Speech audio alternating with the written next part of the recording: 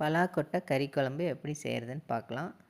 அதுக்கு 1/4 கிலோ பலாக்கொட்டை எடுத்து வேக வச்சு தோல்லாம் எடுத்துகிட்டு கட் பண்ணி எடுத்து வச்சுருக்கேன்.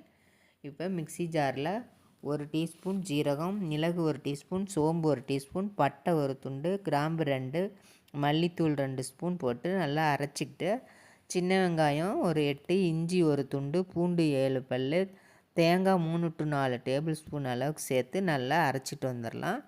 இப்போ ஸ்டவ்வில் கடாயை வச்சு 3 டேபிள் ஸ்பூன் எண்ணெய், 1/4 டீஸ்பூன் சோம்பு, வெங்காயம், பெரிய வெங்காயம் 2, மிளகாய் 2, கருவேப்பிலை, மிளகாத்தூள் 1 ஸ்பூனு எல்லாம் சேர்த்து வதக்கிட்டு, தக்காளி போட்டு வதக்கிட்டு, நம்ம மசாலாவையும் அரைச்சி வச்ச மசாலாவையும் வதக்கிட்டு, பலாக்கொட்டையும் சேர்த்து வதக்கிட்டு, 1/2 லிட்டர் தண்ணி சேர்த்து உப்பு சேர்த்து 10 நிமிஷம் நல்லா வேக வச்சு எடுத்தோம்னா எண்ணெய் பிரிஞ்சு வந்துடும். இப்போ மல்லி இலை தூவி எடுத்துக்கலாம். நம்மளுடைய பலாக்கொட்டை கறி குழம்பு ரெடி ஆயிடுச்சு. நீங்களும் செஞ்சு பாருங்கள்.